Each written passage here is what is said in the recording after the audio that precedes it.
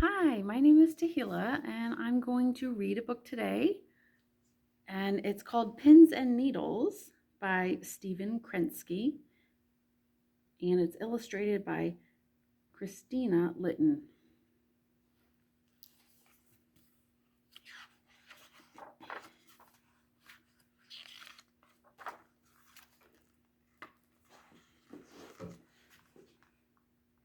Pins was a porcupine. He had prickly quills and a round snout. He also had sharp claws, which were good for taking chances. Pins hung upside down from branches. He rode the river on rotting logs. Once he even tried eating a bug, but that was a mistake. Needles was a porcupine too. He had prickly quills and a round snout. He also had sharp claws. But he never took chances at all. Needles wouldn't climb in the trees because he was afraid of heights. He never went into the river over his head, and he never ever thought about eating a bug.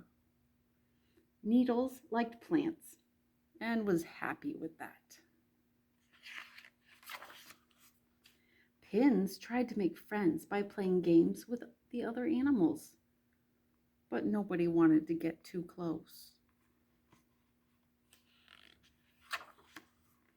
Needles wanted to make friends too, but he wasn't very good at games, and the other animals just ran away when they saw him.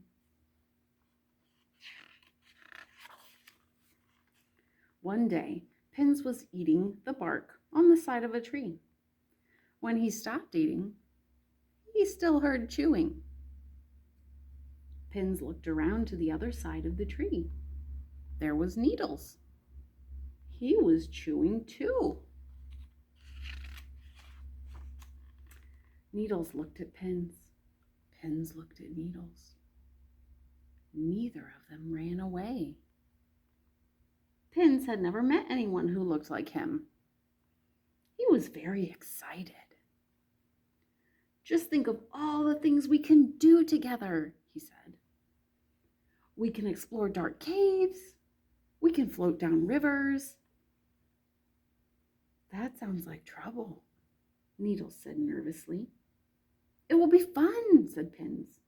Not for me, Needles said. You can do those things by yourself. Pins frowned. He was very disappointed. It was silly to be so careful. He did not need a worrier for a friend. Pins walked away without saying another word. He kept walking until he came to a log in the path. Here was something new to explore. Pins was curious. Maybe the log was filled with interesting things. He put his head inside the log to find out. It was dark and stuffy and not very comfortable. Pins wasn't curious anymore. He tried to pull out his head, but he couldn't. He was stuck. Pins tried to shout for help, but it was hard to move his mouth inside the log. A chill passed through Pins. What could he do? He lifted the log and began to walk around, but he couldn't see anything at all. He thumped into a tree. He tumbled over a bush. Then he bumped into something prickly. Help! Help! Said the log. Needles backed away to a safe distance.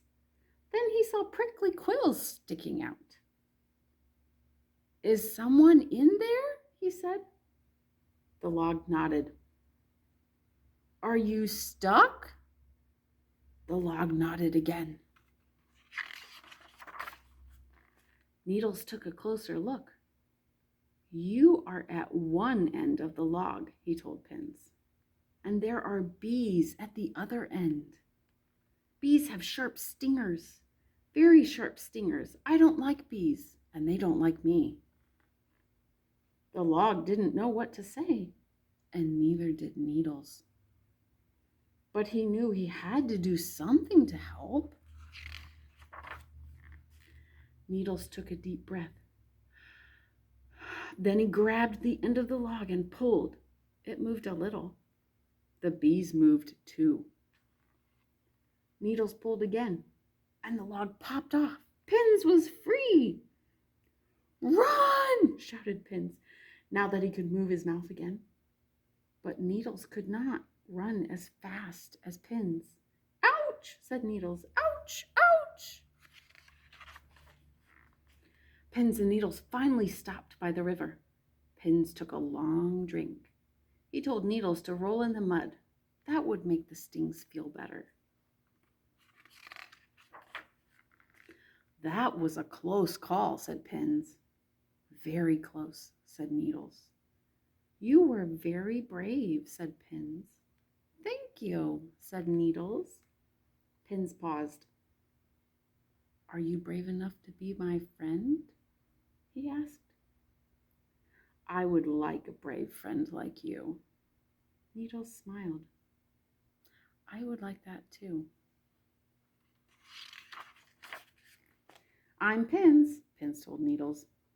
And I'm Needles, Needles told Pins. And from that day on, the two were the best of friends. The end.